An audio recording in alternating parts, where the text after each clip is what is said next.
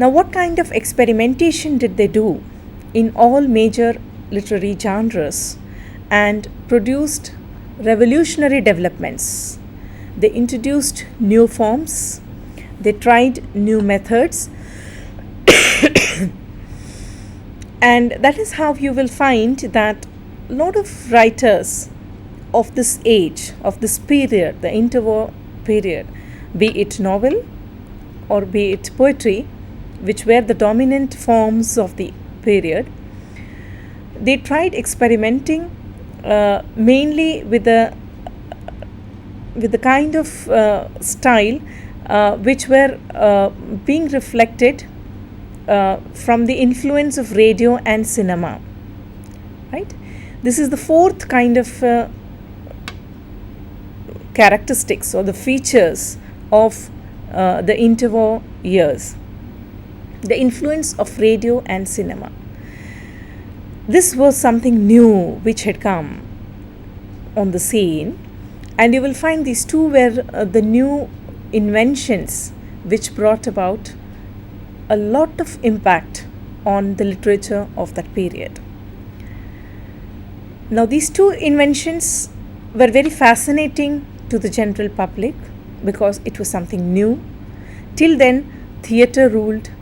People went to watch plays, and that was the only source of entertainment. I'm sorry. Effect of the two inventions on literature is very, very important. What kind of changes were visible during this phase? This is what we need to see. You can imagine the situation when radio came into existence and people started listening to these radios in their homes. A lot of things could be brought into the home with broadcast. And what things were brought? It was literature in various forms.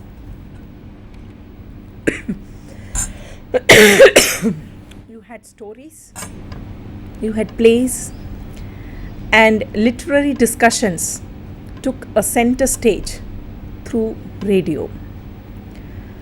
Stories were narrated. People used to sit at home and listen to wonderful stories that were broadcast through radio. There were plays which were broadcast, and there used to be literary discussions. So these three things were something new which people could enjoy sitting in their own homes. Have a look at the next slide where we talk about new authors were also introduced. Because with every age you have new authors. But were these authors read properly? Did people enjoy reading anymore? So cinema and radio did have this kind of impact on the people who loved reading because that was the only source of entertainment for them during that period. So reading was relegated. Less people loved reading now because there were other sources which entertained them. So the time that they devoted to reading declined considerably. It was reduced drastically. Cinema became the main source of entertainment. This was something new for them. They saw different kinds of novels being enacted or filmed, and these kinds of performances, especially the novels which were being made into cinemas, these things entertained them because it was new. So a lot of screen adaptations of novels took place during this phase. There were also a number of experiments in the novel. The novels were based on the kind of experimentations that they tried in cinemas. Those things were reflected in the writings as well. For instance, in a cinema, you have a flashback technique which takes the movie watcher or the viewer to the past, to tell you the story of the past, to narrate the incidents that took place in the past. Now, these techniques were obviously used in a movie, in a cinema. Now, it is very difficult to say whether it was the cinema that influenced the books or the books that influenced the literature that influenced the cinema. But this was a period where you can find that there were similar techniques being used in the cinema as well as in the novels. Those were written during that period. So flashback technique is one such thing, and that's how a new technique of novel writing also came into existence, which became quite popular during the interwar years, and that is the stream of consciousness novel. This was initiated by James Joyce, and it later on was again modified and practiced and experimented by Virginia Woolf, and that's how stream of consciousness novel is a major experimentation of the writers of the interwar years. When we look at the next slide, we find that the last kind of literary kind of feature you will find here, the speed of life. Modern age, with things happening fast around them, you talk about the speed of life. There was a lot of political unrest which took place during this period. And this kind of unrest, which was visible, which was very much prevalent in the country, was reflected in the writings of that period. Now, the speed of life, when we talk about, it has an atmosphere of unrest. General atmosphere was inimical to literary pursuits. What happens when there is a lot of activity happening, there are a lot of disturbances happening, people are unhappy, people are unemployed, and they do not have much to do, they do not have much hope ahead of them, and it was already beginning to give the message that another war is imminent, because there were a lot of tensions happening between the European countries, and therefore you will find that it was not the right kind of atmosphere which could have generated some of the best literature, because a society has to be hale and hearty, cheerful, in a gaiety mood. Only then can good literature be produced or generated. So that is a major problem that was faced by especially the writers who intended to write, because they could not, because ultimately literature reflects life, and what was the life that they were seeing around them? It was pathetic, it was depressing, there was sorrow all over, there's a sense of helplessness, hopelessness. Now, during this phase, as we had mentioned earlier, psychology was coming into existence as a major branch. It was developing to such an extent that it had begun to impact the literature of the period. Now, one of the major eminent novelists who brought about the use of psychology into the novels, we cannot forget the name, that is D.H. Lawrence. Sorry. D.H. Lawrence, he used symbols and magnificent descriptive powers. These were the main highlights of D.H. Lawrence. Symbols were something which were used to a great extent in the novels that he wrote.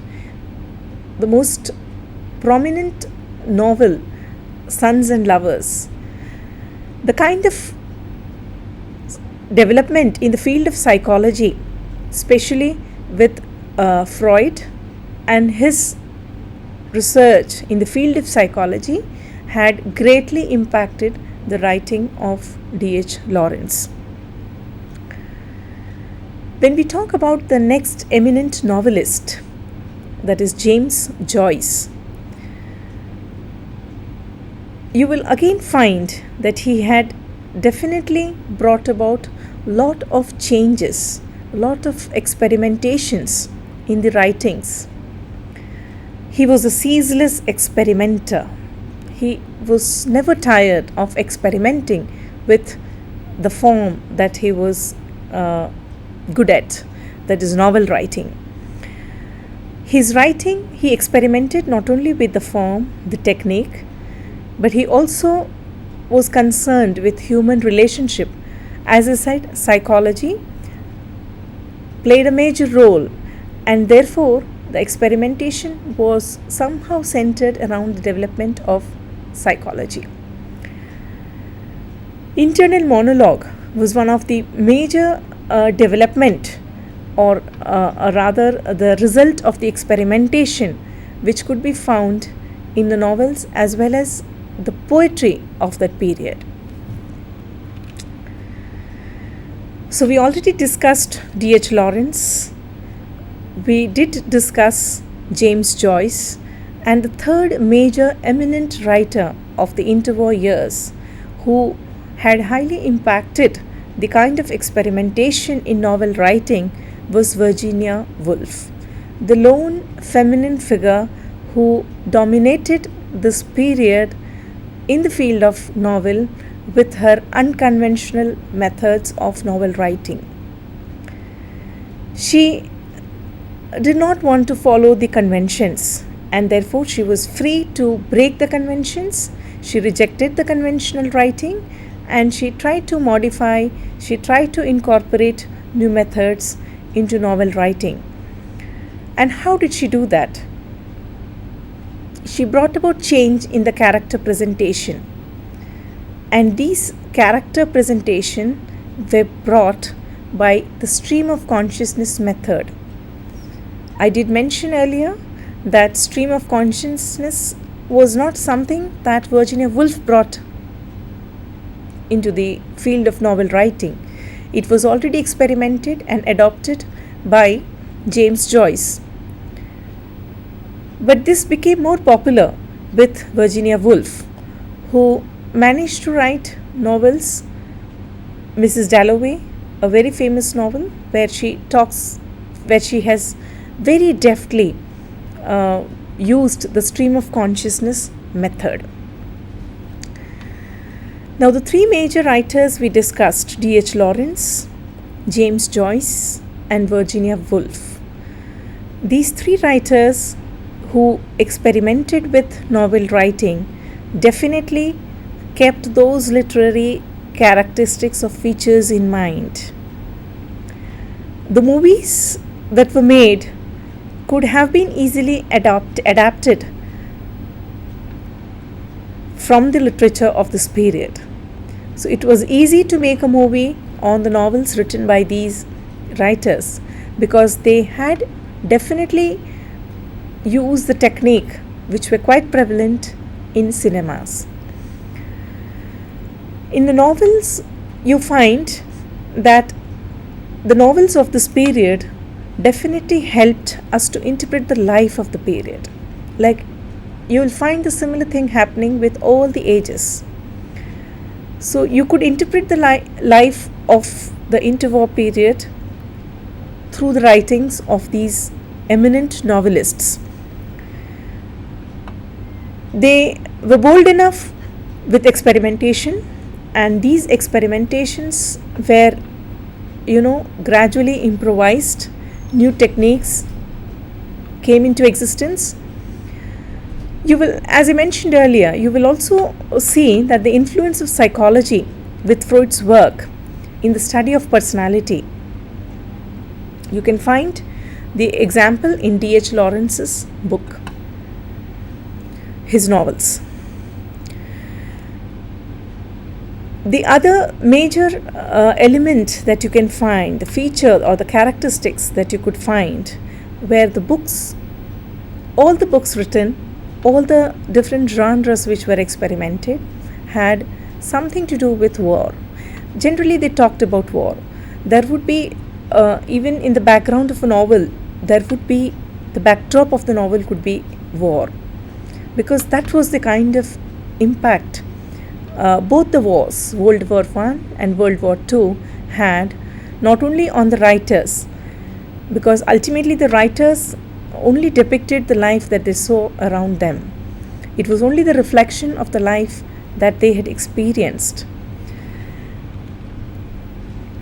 After having discussed the novels in which you could have found the impact of the literary age, we could also have a look at how poetry of this period were written, what kinds of new techniques or style were adopted by the writers of this interwar years, and what were the reasons behind the experimentation that they ever tried. All these writers were to some extent moving away from the conventional method. They were all trying to experiment and adopt new techniques. They were trying to bring in a different kind of a style in the writing. So you will find that the poetry that were written in this phase, two of the major names that come to our mind are Hopkins and T.S. Eliot. Now, what did Hopkins experiment with? He experimented with the rhythm of poetry. He tried to break the rhythm. Therefore it says experimented with sprung rhythm breaking. Generally, poetry is known for its rhyme and rhythm, but when that has been violated, it's a new form. So you'll find that Hopkins did experiment with his poetry to a great extent by bringing in this sprung rhythm breaking. This was the experiment which he tried, and it was very much different from the conventional pattern of poetry writing. Sorry. When we talk about the next writer, the poet, who was considered to be the most important modern poet of this interwar years, is T.S. Eliot. But many people could not read